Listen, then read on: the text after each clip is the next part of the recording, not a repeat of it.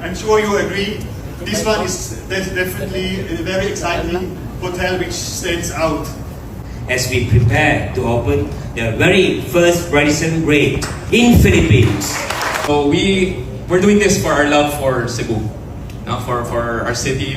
This is not a small investment. This is a major investment.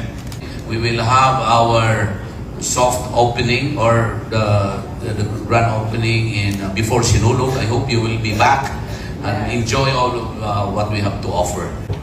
Please come in.